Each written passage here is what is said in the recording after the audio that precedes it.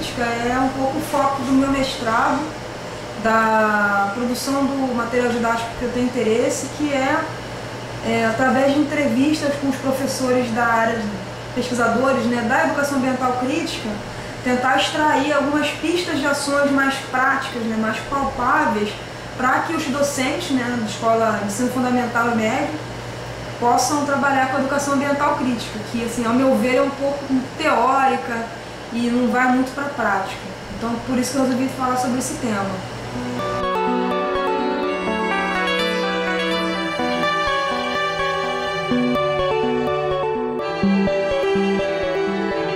Eu tenho a ideia de fazer um material didático, uma espécie de até álbum digital na internet, né? Assim, eu adoro mexer com coisas de internet.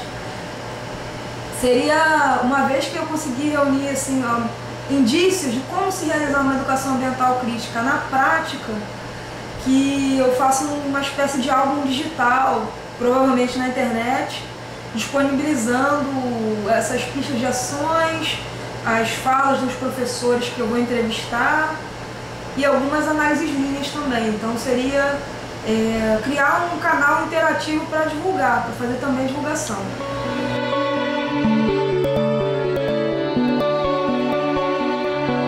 A educação ambiental e meio ambiente é um tema interdisciplinar, transversal. Com certeza pode acrescentar em discussões todas essas áreas do conhecimento, principalmente, né, se a gente considerar a educação ambiental crítica, que leva além, né, essas reflexões, esse movimento, né, de você pensar mais profundamente as questões relacionadas ao meio ambiente. E eu acho que tem uma grande probabilidade, né, de contribuir com a questão do ensino e com avançar, né, ir além um pouco do que vem sendo feito com a educação ambiental mais conservadora. Então acho que pode contribuir um pouco sim, né. Existe outra educação ambiental, que não é a educação ambiental tradicional, conservadora. O que é essa educação ambiental? E ali na palestra eu pude dar algumas pistas, né, do que é pensar a educação ambiental mais crítica, né, do que se propõe ser mais crítica. Então alguns professores eu vi uma positividade assim, né, alguns estavam meio alheios, ali eu percebo também, a gente percebe quando está falando. Mas principalmente os que ficaram por último, né, estavam acenando assim com a cabeça, quando eu falava uma coisa, fazer aquele gesto positivo de incentivo que não, aí, pô, muito interessante o que você está falando, isso daí é legal, porque de 9 professores, né, aqueles que ficaram por último, ali 3, né, os professores bem, você vê que eles estavam ali prestando atenção, já foi 9 professores, 3 ficaram até o final, um terço, né, foi já, pô, bastante razoável, né. E se daí para frente, esses professores se interessarem, forem atrás de informações, repensarem a sua praxis, né, o modo com que abordam a questão da educação ambiental, se um daqueles aí fizer isso, para mim já tá bom. Né? Sempre trabalho bem lentamente, mas que possa, né, ir sensibilizando aqueles que têm abertura para isso.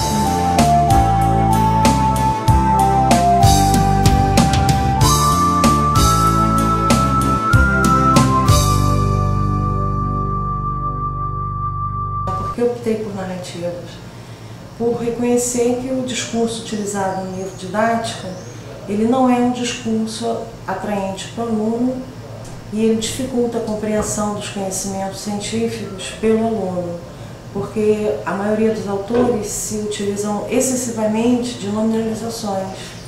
E nas nominalizações, o discurso ele se torna muito compactado, as informações elas vêm na forma de um pacote. E é difícil para o aluno compreender essa linguagem. Por que eu trouxe os conhecimentos de física? Porque eu percebo que, apesar, né, de estar dentro do programa da disciplina de matemática, o estudo das grandezas físicas, os alunos que chegam ao 6º ano do ensino fundamental, principalmente os alunos das escolas públicas, eles não têm domínio da utilização dessas grandezas, né? Muitas vezes até confundem as unidades de medida. Então, eu sempre achei que, na realidade, as grandezas físicas deveriam ser abordadas no 6º ano do ensino fundamental, e elas só são vistas no 9º ano.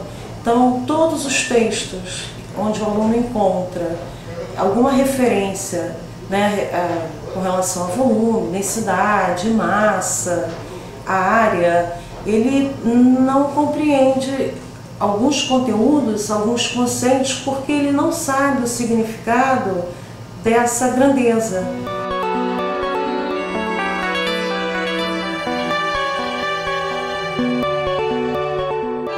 Bom, eu esperava encontrar subsídios, né, que justificassem a minha hipótese. E, de fato, essa oficina confirmou a necessidade da abordagem das grandezas, do tema, né, grandezas físicas, no 6º ano do ensino fundamental. Só confirmou a minha hipótese e eu reafirmo, a metodologia precisa ser investigativa, o aluno tem que participar, o aluno que não participa, que recebe a aprendizagem de forma passiva, não aprende, né? Então a gente tem que a todo momento evitar a aprendizagem mecânica. Como eu trabalho com a questão do discurso, né? A mudança no discurso, eu acho que isso cabe para a questão ambiental, cabe para saúde, para a questão de artes, inclusive abre uma porta, né, para que a construção do discurso narrativo, a elaboração da narrativa, que consiste na tomada de um tema cotidiano e abordar esse tema dentro dos conceitos da física. E eu uso também, além do discurso narrativo, o argumentativo. Então, isso, na realidade, a argumentação já é por si, na minha concepção, uma arte, né? Porque para você argumentar, você precisa de um layout, você precisa construir um argumento para que você possa fundamentá-lo e fazê-lo valer.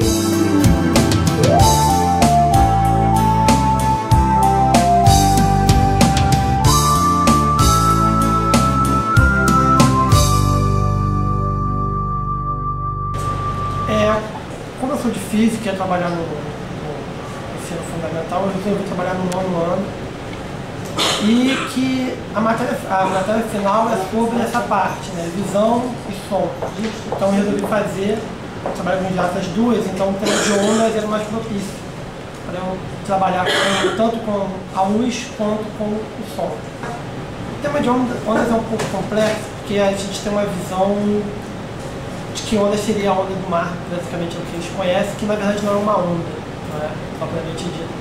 Então, espero que eles aprendam o que é onda, percebam a semelhança da luz com o som, não é?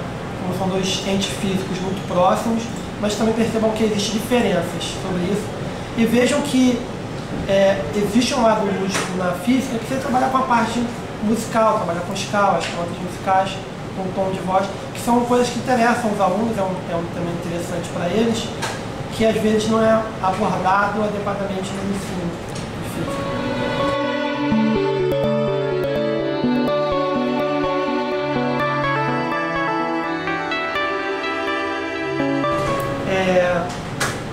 Acho que a formação de professores é fundamental, principalmente se você for trabalhar com professores que vão se formar para dar aula nos anos iniciais, porque a formação de ciências deve estar voltada para despertar a curiosidade dos alunos, né? Eu acho que o tema, principalmente a parte do som, é muito interessante para os alunos das séries iniciais que estão descobrindo as palavras ainda. A parte de artes, eu acho que música, né, é a principal parte. E para a saúde, o importante é o aluno perceber que uma música bem cantada, seria uma nota, não necessariamente tem que ser algo que machuque a garganta, né? Porque a nota pode sair com um som baixo, mas uma frequência correta, que seria agradável aos ouvidos, né? Então, como trabalhar isso como pretende ser cantor, seria interessante para poupar a voz, mas ele percebeu que o importante não é a intensidade do som, mas uma frequência correta.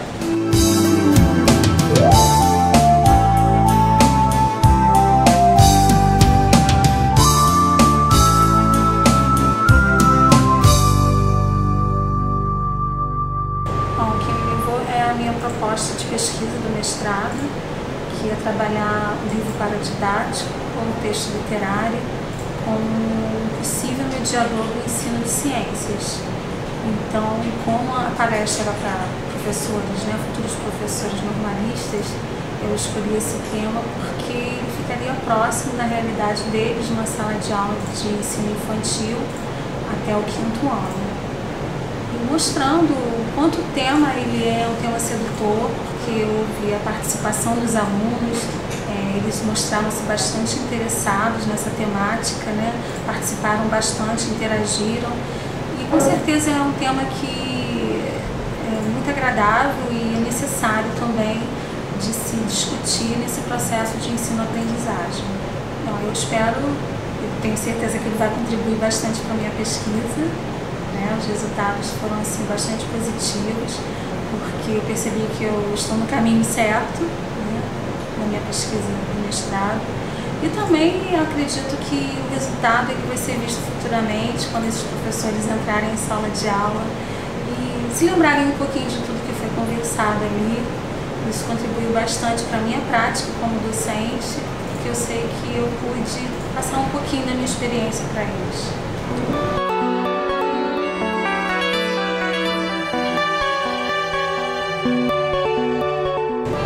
Esse tema ele abrange tudo, porque quando se trabalha com a literatura, quando se trabalha com texto literário, até mesmo com um livro paradidático, a gente trabalha com a linguagem, que é a base de tudo, de qualquer aprendizado, né? O diálogo nesse processo de aproximação do indivíduo ao conhecimento. Então, com certeza é um tema que ele pode ser abordado na construção do conhecimento em qualquer área, nas áreas da saúde, das artes e principalmente na formação de professores.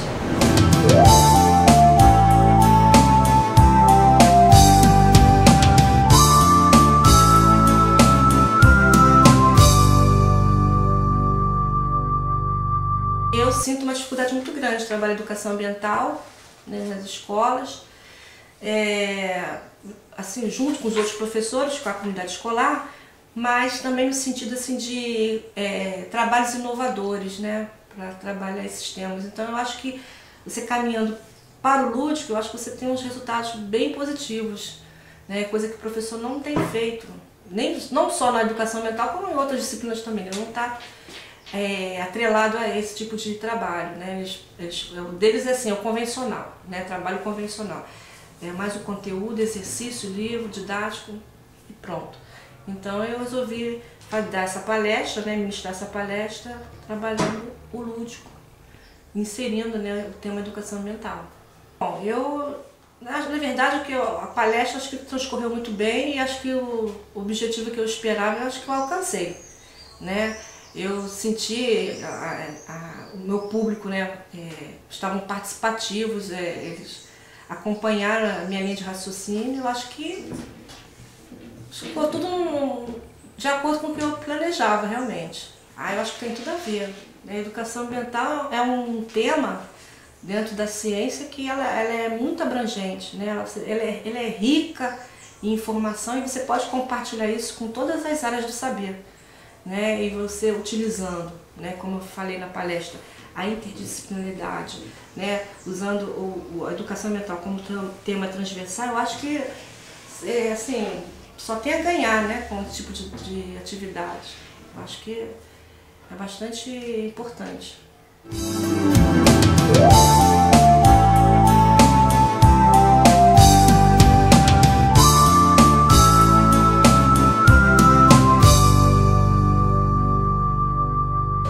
Eu tenho uma vasta experiência na área de turismo e depois que eu entrei para o curso de mestrado em Ciência de Ciências, eu fiquei muito envolvida com a questão da educação ambiental e eu fiz no primeiro período a disciplina de tópicos especiais em informática aplicada ao ensino de ciências, o que também me deu muita motivação. Daí eu juntei a minha experiência profissional com o curso a partir da educação ambiental e com as ferramentas da mídia e resolvi então fazer o meu trabalho em cima disso.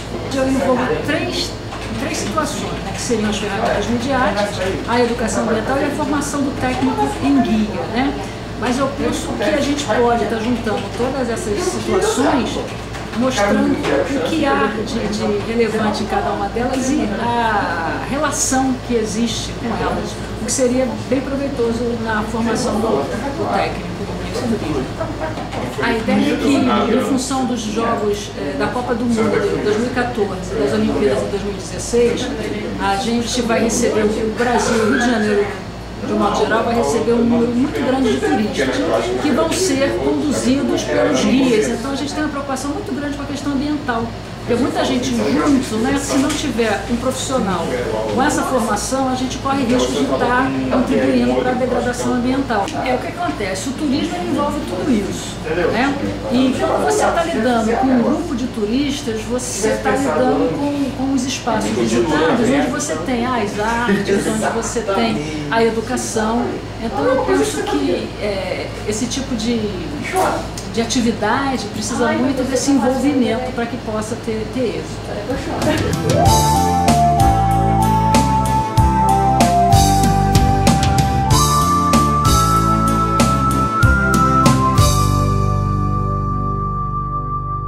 Bom, o que me levou a escolher o tema da oficina é para que eu possa tentar apresentar que o RPG ele pode ser uma potencial ferramenta pedagógica para o ensino de ciências.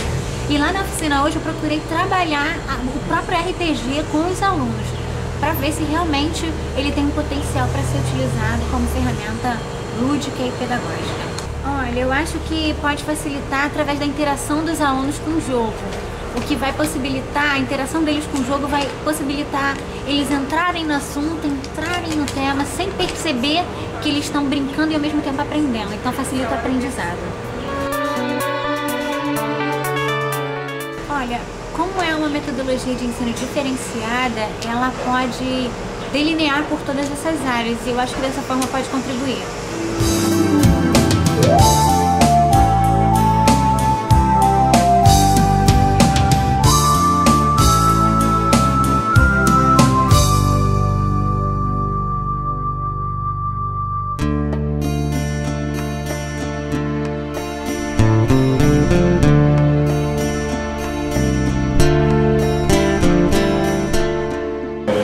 Já que é uma escola de formação de professores, né, o tema da oficina eu achei relevante pela minha formação, né, em biologia.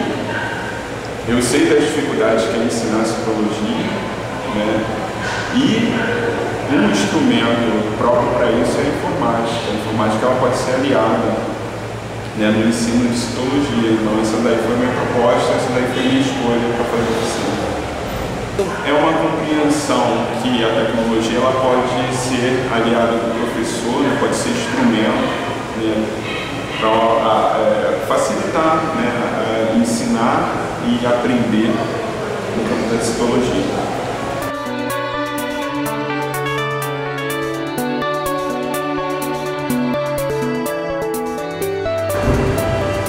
É relevante para a formação de professores, visto que é um material, né, didático, de mídia, né, que tem essa função de instrumentalizar o professor com novas mídias, novas tecnologias. Então ele contribui fundamentalmente para a formação de professores.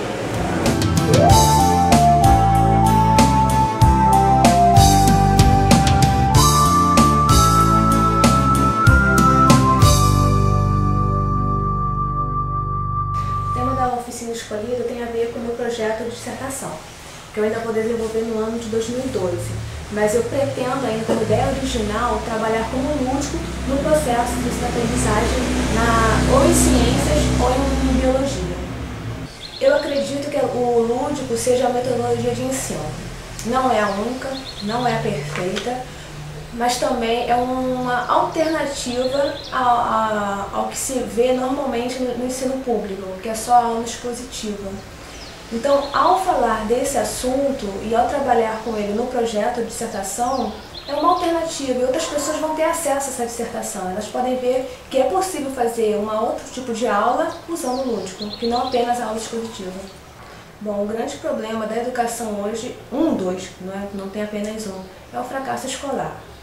Então acredito como dito antes, que como é uma metodologia de ensino, é uma alternativa que o professor pode ajudar em vários temas, saúde, meio ambiente, naquilo que a criatividade do professor permitir.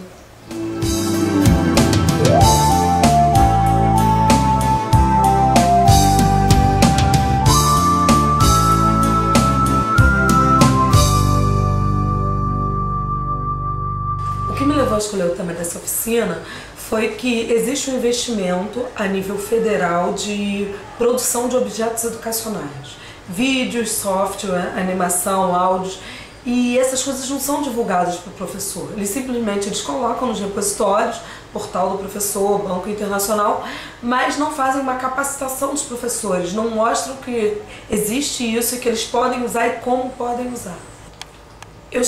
Eu apresentei uma proposta de construção em cima de um áudio e que eles construíssem uma rede de conhecimentos.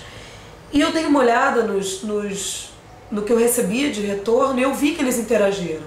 Durante a palestra, alguns cantaram, eles acompanharam o áudio com a música impressa e organizaram isso de alguma forma. Eu acho que foi muito bom, foi muito positivo a interação do público.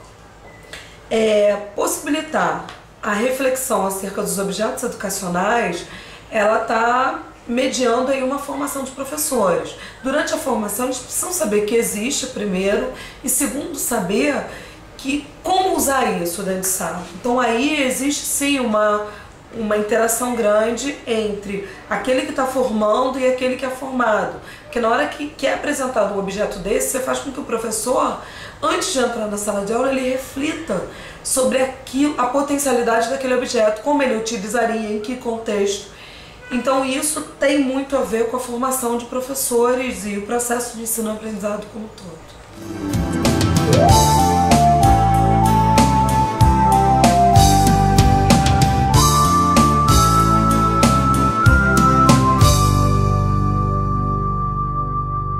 Bem, é sabido que a questão ambiental ela está assumindo cada vez mais proporções em que a necessidade que o professor possa pensar, né, trabalhar de uma forma articulada, ou pelo menos tentar se aproximar o máximo possível disso. Eu espero, primeiramente, que haja uma reflexão crítica. Havendo já uma reflexão, já é um bom caminho andado. E espero também que possa haver ações, ou pelo menos algum tipo de interferência das pessoas do público-alvo, e por qual possa ter, vamos dizer assim, possa aprender, possa assumir, né, de fato, como sujeito, um cidadão, uma pessoa que está ali não só para questionar, mas também para, de alguma forma, ser parte atuante, né, em todo esse processo que, de alguma forma, eu quis trabalhar nessa temática. Não é possível, ou pelo menos é quase um contrassenso, o professor, mesmo que não sejam dessas áreas, trabalhar de uma maneira isolada, de uma maneira, assim, puramente disciplinar. Isso é, no mínimo, um retrocesso. O avanço é você realmente procurar trabalhar de uma maneira interligando, de uma maneira que você possa, como eu diria, interdisciplinarmente, né?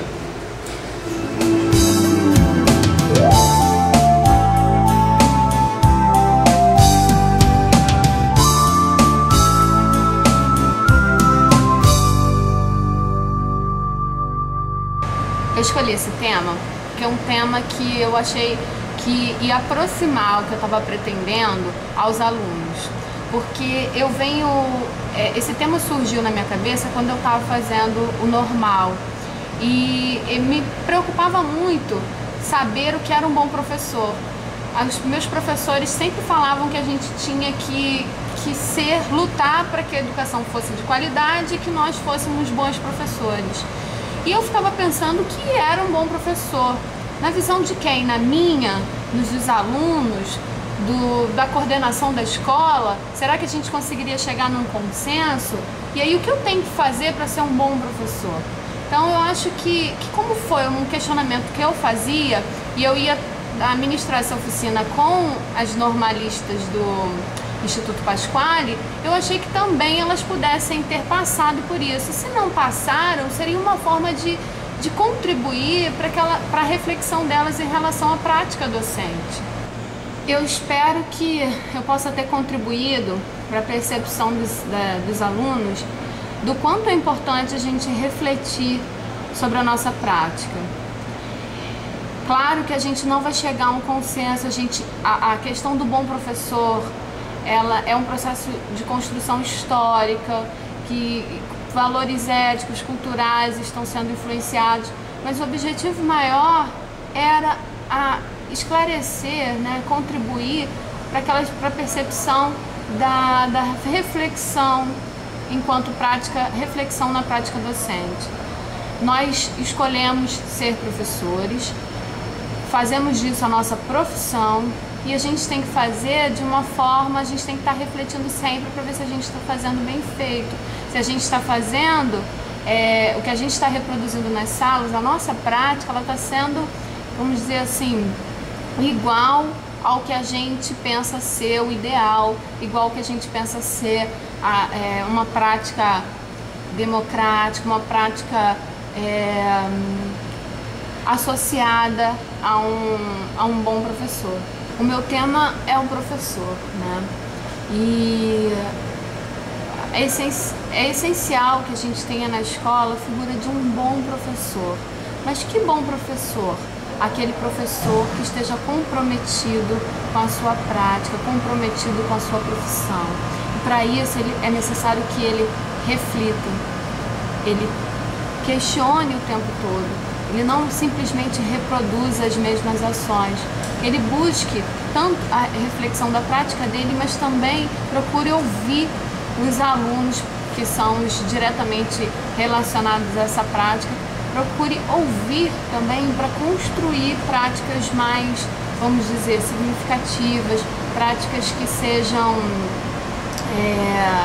de fato, que vão contribuir de fato para a qualidade da educação. E eu acho que trabalhar esses temas, de uma certa forma, eles questionaram, eles criticaram, eles aproveitaram aquele momento para realizar essa reflexão. Então, eu acho que a oficina em si, o que foi trabalhado lá, serviu para uma reflexão da profissão que eles estão escolhendo para a vida deles, né?